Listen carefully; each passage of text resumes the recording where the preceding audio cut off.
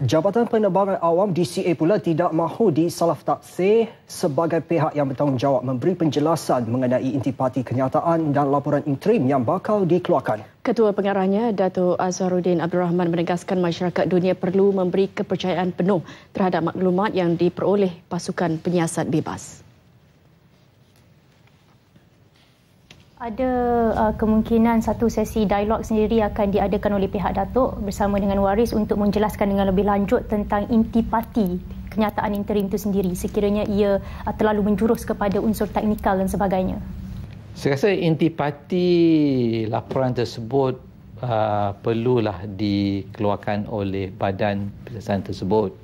Walaupun badan pensiasatan ini yang independen diketuai oleh Malaysia, tapi juga dihadiri bersama, dianggota bersama oleh 7 negara yang lain.